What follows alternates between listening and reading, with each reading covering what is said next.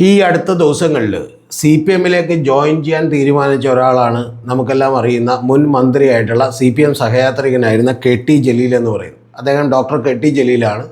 അദ്ദേഹം ഉന്നത വിദ്യാഭ്യാസ വകുപ്പ് മന്ത്രിയായിരുന്നു എന്നുള്ളത് നിങ്ങൾ മറന്നു പോകരുത്. പിന്നീടൊരു ലോകായുക്ത കേസിൻ്റെ പേരിലാണ് അദ്ദേഹത്തിന് സ്ഥാനം ഉപേക്ഷിക്കേണ്ടി വന്നത്. പക്ഷേ കഴിഞ്ഞ തവണ വരെ അദ്ദേഹം MLA ആയിരുന്നു. ഇത്തവണ അദ്ദേഹം തോറ്റുപോയി എന്നുള്ളത് വാസ്തവമായിട്ടുള്ളൊരു കാര്യമാണ്. അപ്പോൾ അദ്ദേഹം CPM-ലേക്ക് എന്തുകൊണ്ട് മെമ്പർഷിപ്പ് എടുക്കുന്നു എന്നുള്ളതിനെക്കുറിച്ച് വളരെ വിശദമായിട്ടുള്ള ഒരു വീഡിയോ ഞാൻ ചെയ്തിരുന്നു. അതിൽ തന്നെ ഞാൻ പറഞ്ഞിരുന്നു, മുസ്ലിം സമുദായത്തെ വളരെ കൃത്യമായി അവരെ യാഥാർത്ഥ്യങ്ങൾ പറഞ്ഞ് മനസ്സിലാക്കിക്കൊണ്ട് CPM-നും ഇടതുപക്ഷത്തിനൊപ്പം ഒന്നിച്ചു നിർത്താനുള്ള ഒരു പണിയാണ് അദ്ദേഹത്തിന്, മിഷനാണ് അദ്ദേഹത്തിന് ഏർപ്പെടുത്തിയിട്ടുള്ളത്, അദ്ദേഹത്തെ ചുമതലപ്പെടുത്തിയിട്ടുള്ളത് എന്നുള്ളത് പറഞ്ഞിരുന്നു. അപ്പോൾ അദ്ദേഹത്തിൻ്റെ ഒരു ഫേസ്ബുക്ക് പോസ്റ്റ് ഇപ്പോൾ വന്നിട്ടുണ്ട്. ആ ഫേസ്ബുക്ക് പോസ്റ്റ് എന്ന് പറയുന്നത് ഖാളിമാരെ വീര്യം കുറഞ്ഞത് ഹലാലായോ എന്ന് ചോദിച്ചുകൊണ്ടാണ് ആ പോസ്റ്റ് തുടങ്ങുന്നത്. കാര്യം എന്താണെന്ന് നിങ്ങൾക്ക് മനസ്സിലായിട്ടുണ്ടാവും. വീര്യം കുറഞ്ഞ മദ്യത്തിന് ടാക്സ് കുറയ്ക്കുകയും അത് കേരളത്തിൽ സുലഭമായി വിറ്റഴിക്കാൻ സഹായിക്കുകയും ചെയ്യുന്ന തീരുമാനത്തിനെതിരെ എന്തുകൊണ്ടാണ് മുസ്ലിം സമുദായത്തിൽ നിന്നോ സമുദായ നേതാക്കളോ അല്ലെങ്കിൽ ഈ പറയുന്ന മുസ്ലിം ലീഗിലെ 22 MLA-മാരോ പോലും ഒരു വാക്ക് പോലും ചോദിക്കാത്തത് എന്ന് പറയുന്ന അതിരൂക്ഷമായിട്ടുള്ള വിമർശനമാണ് KT ജലീൽ നടത്തിയിട്ടുള്ളത്. ആ ചോദ്യത്തിൻ്റെ 2-3 പോസ്റ്റുകളുണ്ട്. അതിൽ ഞാൻ പ്രധാനപ്പെട്ടത് മാത്രം നിങ്ങളോട് വായിക്കാം. അതിതാണ്: വീര്യം കുറഞ്ഞ മദ്യത്തിന് ടീം UDF നികുതി കുറച്ചിരിക്കുന്നു, ഇനി ഇഷ്ടം പോലെ വീര്യം കുറഞ്ഞ മദ്യം കഴിക്കാം. കർണാടകയിൽ നിന്ന് തെരഞ്ഞെടുപ്പ് കാലത്ത് UDF സ്ഥാനാർത്ഥികൾക്ക് ഒഴുക്കിയ കോടികൾക്കുള്ള പ്രത്യുപകാരം. യാ സൈദരെ അല്ലയോ ഖാളിമാരെ എന്നാണ് വീര്യം കുറഞ്ഞ മദ്യം മതത്തിൽ ഹലാലായത്, അതായത് അനുവദനീയമായത് എന്നാണ്. ഒരു മതസംഘടനയ്ക്കും ഒരു പരാതിയില്ല. ഒരു മത നേതാവ് വെള്ളിയാഴ്ചയോ ഞായറാഴ്ചയോ ആരാധനാലയങ്ങളിൽ പ്രസംഗിച്ചതും കേട്ടിട്ടില്ല. വെള്ളിയാഴ്ച എന്ന് പറയുന്നത് മുസ്ലിം സമുദായത്തെക്കുറിച്ചും ഞായറാഴ്ച എന്ന് പറയുന്നത് ക്രിസ്ത്യൻ സമുദായത്തെക്കുറിച്ചും ആയിരിക്കണം അദ്ദേഹം ഉദ്ദേശിച്ചിട്ടുള്ളത്. അല്ലെങ്കിൽ UDF-ന് എന്തൊക്കെ സൗകര്യങ്ങളാണ്? അവരുടെ ദുഷ്ചെയ്തികൾക്കും അഴിമതികൾക്കും ചൂട്ടുപിടിക്കാനും കൂട്ടുനിൽക്കാനും മത നേതാക്കളും മതമേലധ്യക്ഷന്മാരും മത്സരിക്കുകയല്ലേ എന്നാണ് ചോദിക്കുന്നത്. മദ്യവർജന സമിതിക്കാരും ഇയാച്ചേരിയും നല്ല മയക്കത്തിലാണ്. ഒരു സർക്കാരിൻ്റെ ആദ്യ ബഡ്ജറ്റിൽ തന്നെ ഇങ്ങനെ ഒരു മഹാമനസ്കത കാണിച്ച UDF സർക്കാരിനെ അഭിനന്ദിച്ചുള്ള മതവിധികളാകും പള്ളിമേടകളിൽ നിന്നും കോഴിക്കോട്ടെ ഖാളി ഭവനിൽ നിന്നും വൈകാതെ ഉയരുക.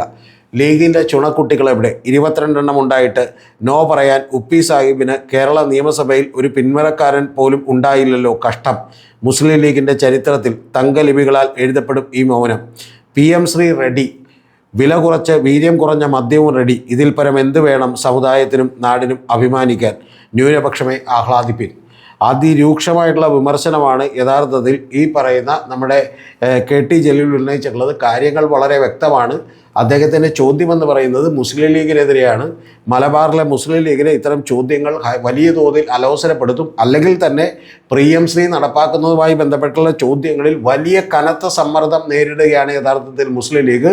മുസ്ലിം സമുദായത്തിനകത്തും അവരുടെ അണികളിൽ നിന്നൊക്കെ കടുത്ത സമ്മർദ്ദം നേരിടുകയാണ്, കടുത്ത എതിർപ്പ് നേരിടുകയാണ് എന്നുള്ളതാണ് യാഥാർത്ഥ്യം. ഇനി അത് കഴിഞ്ഞതിന് ശേഷം അദ്ദേഹം 19 മണിക്കൂർ മുമ്പ് വീണ്ടും ഒരു പോസ്റ്റ് കൂടി ഇട്ടിട്ടുണ്ട്. വീര്യം കുറഞ്ഞ മദ്യത്തിന് കുറഞ്ഞ നികുതി എന്ന ബജറ്റ് തീരുമാനം പിൻവലിക്കണം, മുഖ്യമന്ത്രിക്ക് കത്തയച്ച VM സുധീരൻ എന്നുള്ളതാണ് ഒരു പോസ്റ്റ് അദ്ദേഹം ഇട്ടേക്കണം. ആ പോസ്റ്റിൻ്റെ മുകളിൽ അദ്ദേഹം എഴുത്തുകൂടി എഴുതിയിട്ടുണ്ട്. VM സുധീരൻ്റെ വിശ്വാസം പോലും, അതായത് VM സുധീരൻ്റെ ഈമാൻ എന്ന് പറഞ്ഞാൽ വിശ്വാസം എന്നാണ്.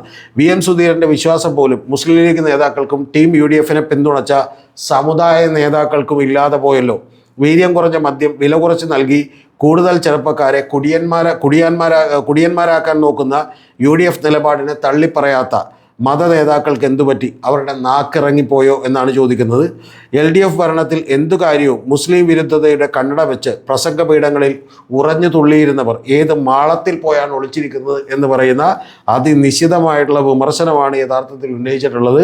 ഇനി വരും കാലങ്ങളിൽ ഇത് യഥാർത്ഥത്തിൽ നമുക്കറിയാം, ഇപ്പോൾ KT ജലീൽ എന്ന് പറയുന്ന അദ്ദേഹത്തിൻ്റെ മാത്രം പ്രശ്നമല്ല ഇത്.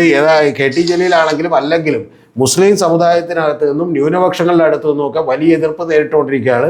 ഇപ്പോൾ മുസ്ലിം ലീഗിലെ തന്നെ നിരവധി MLA-മാർ, PK നവാസും അതുപോലെ തന്നെ ഫാത്തിമ തെഹരിയെ പോലെയുള്ള കുറച്ചുകൂടി ചെറുപ്പക്കാരായിട്ടുള്ള ആളുകളൊക്കെ തന്നെ നിലപാട് മാറ്റിയിരിക്കുന്നു. അവർ PMC നടക്കാൻ പറ്റില്ല എന്ന് പറഞ്ഞിരിക്കുന്നു. ഇനി ഇതിൻ്റെ കാര്യത്തിൽ എന്ത് നിലപാടായിരിക്കും സ്വീകരിക്കാമെന്നറിയില്ല.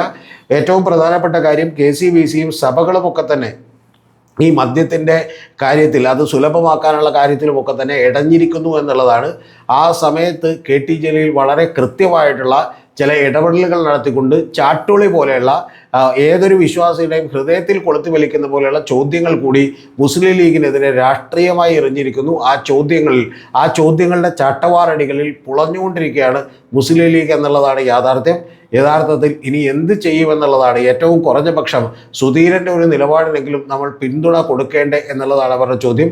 ആ ചോദ്യത്തിന് മുന്നിൽ യഥാർത്ഥത്തിൽ പാവപ്പെട്ട സാധാരണക്കാരായ മുസ്ലിം ലീഗിൻ്റെ പ്രവർത്തകർക്ക് യഥാർത്ഥത്തിൽ ഒരു കാരണവശാലും അവർക്ക് മറുപടികളില്ല എന്നുള്ളത് കൂടിയാണ് യാഥാർത്ഥ്യം. PMശ്രീയുടെ കാര്യത്തിൽ തന്നെ കീഴ്മേൽ മറിഞ്ഞിരിക്കുന്നതിനെക്കുറിച്ച്, അതായത് ഈ ഗവൺമെൻറ്റിൻ്റെ നിലപാട് തലകീഴായി മറിഞ്ഞിരിക്കുന്നതിനെക്കുറിച്ച് സമസ്തയുടെ മുഖപത്രത്തിൽ വന്നിട്ടുള്ള വിമർശനവും ഒക്കെ തന്നെ നിങ്ങൾ കൂട്ടിച്ചേർത്ത് വായിക്കണം. പണ്ഡിതന്മാർക്കും അതുപോലെ സാധാരണക്കാരായിട്ടുള്ള ആളുകൾക്കും ഒരു മറുപടിയുമില്ലാതെ നട്ടം ചിരിയുമ്പോഴാണ് യഥാർത്ഥത്തിൽ ചാട്ടുളി പോലെയുള്ള ചോദ്യങ്ങളുമായി KT ജലീൽ കൂടി മലബാറിൽ കളം പിടിക്കുന്നത്. ടോപ്പിക്ക് കഴിഞ്ഞു. പക്ഷേ മറ്റൊരു പ്രധാനപ്പെട്ട കാര്യമെന്ന് പറയുന്നത്, നമ്മുടെ ചാനലിൽ സപ്പോർട്ട് ചെയ്യാൻ താല്പര്യമുള്ളവർക്ക്, ഫിനാൻഷ്യലി സപ്പോർട്ട് ചെയ്യാൻ താല്പര്യമുള്ളവർക്ക് വേണ്ടി നമ്മളൊരു ഓപ്ഷൻ കൊടുത്തിട്ടുണ്ട്. അത് യൂട്യൂബ് നൽകുന്ന ഒരു ഓപ്ഷനാണ്. ആ ഓപ്ഷൻ എന്ന് പറയുന്നത് നിങ്ങൾക്ക് മെമ്പർഷിപ്പ് എടുക്കാം എന്നുള്ളതാണ്. ആ മെമ്പർഷിപ്പ് എടുക്കണമെങ്കിൽ നിങ്ങൾക്ക് ലെവൽ 1 മുതൽ ലെവൽ 6 വരെയുള്ള മെമ്പർഷിപ്പ് ഉണ്ട്. അതിലേതെങ്കിലും താല്പര്യമുള്ള നിങ്ങളെ കൊണ്ട് പറ്റാവുന്ന എമൗണ്ടുകൾ അടിച്ച് മെമ്പർഷിപ്പ് എടുക്കാം. മെമ്പർഷിപ്പ് എടുത്തു എന്നുള്ളത് കൊണ്ടിട്ട് പ്രത്യേകമായിട്ട് എന്തെങ്കിലും ബെനിഫിറ്റുകളൊന്നും നിങ്ങൾക്ക് കിട്ടണമെന്നില്ല. ഏതാനും ചില വീഡിയോകൾ നേരത്തെ കാണാം എന്നുള്ളത് മാത്രമേ ഉള്ളൂ. നിങ്ങൾക്ക് വേണ്ടി മാത്രമായിട്ടുള്ള വീഡിയോകളൊന്നും ഉണ്ടാവില്ല. കാരണം യൂട്യൂബിൻ്റെ നിന്ന് കിട്ടുന്ന ഇൻകം കൊണ്ട് മാത്രം നമുക്കൊരു ചാനലൊന്നും നടത്തിക്കൊണ്ടു പോകാൻ കഴിയില്ല എന്നുള്ളത് കൊണ്ടാണിത്. പിന്നെ ഈ ചാനൽ നടത്തിക്കൊണ്ടു പോകുന്നതിന് വേണ്ടി മാത്രമല്ല നമ്മളിത് ചെയ്യുന്നത്. അത് ചെയ്യുന്നതിൻ്റെ പിന്നിൽ നമ്മൾ മറ്റൊരു ചാനൽ കൂടി സ്റ്റാർട്ട് ചെയ്തിട്ടുണ്ട്. അതിൽ നിരവധി വലിയ ലെങ്തി ആയിട്ടുള്ള പോഡ്കാസ്റ്റുകളാണ്. അത് ചെയ്യുന്നതിൻ്റെ പ്രധാനപ്പെട്ട കാര്യമെന്ന് പറയുന്നത്, ആ നമുക്കൊരു 10 മിനിറ്റോ 15 മിനിറ്റ് 20 മിനിറ്റിൻ്റെ വീഡിയോകൾ കൊണ്ടിട്ട് മാത്രം ചിലപ്പോൾ പലപ്പോഴും നിങ്ങളോട് വളരെ ഡീറ്റെയിൽഡ് ആയിട്ടുള്ള ചില ആളുകളുടെ തന്ത്രങ്ങളെക്കുറിച്ചൊക്കെ നിങ്ങളോട് പറയാൻ കഴിയില്ല. അത്തരത്തിൽ നമ്മളൊരു പുതിയ ചാനൽ കൂടി തുടങ്ങിയിട്ടുണ്ട്. ആ ചാനലിൻ്റെ പേര് പൊതുബോധങ്ങൾക്കുമപ്പുറം രതീഷ് ചക്രപാണിയോടൊപ്പം എന്നാണ് മലയാളത്തിൽ. എന്ന് പറഞ്ഞാൽ ബിയോണ്ട് കോമൺ കോൺഷ്യസ്നസ് വിത്ത് രതീഷ് ചക്രപാണി എന്നാണ്. ചുരുക്കപ്പേരിൽ അടിച്ചു കൊടുത്താൽ അത് കിട്ടും. BCC വിത്ത് രതീഷ് ചക്രപാണി എന്നാണ്. അതിൻ്റെ ആദ്യത്തെ എപ്പിസോഡ് നമ്മൾ പുറത്തിറക്കിയിട്ടുണ്ട്. അത് ഒരു 2021 അധികാരത്തിൽ വന്ന പിണറായി വിജയൻ സർക്കാരിനെ മറിച്ചിടാൻ വേണ്ടി മാധ്യമങ്ങളും രാഷ്ട്രീയക്കാരും കൂടി നടത്തിയ ഗൂഢാലോചനയും അവരുടെ തന്ത്രങ്ങളെക്കുറിച്ചുമൊക്കെ പറയുന്ന 1 മണിക്കൂറും 44 മിനിറ്റുമുള്ള അതിവിശദമായിട്ടുള്ള പോഡ്കാസ്റ്റാണ്. അത് വലിയ രീതിയിൽ പ്രേക്ഷകർ സ്വീകരിച്ചു എന്നുള്ളതിൽ വലിയ സന്തോഷം. കാരണം അത് 5000-6000 മണിക്കൂറുകൾ കണ്ടു കഴിഞ്ഞു, 15000-ലധികം പേർ കണ്ടു കഴിഞ്ഞു എന്നുള്ളത് ഏറ്റവും സന്തോഷകരമായ ഒരു കാര്യമാണ്.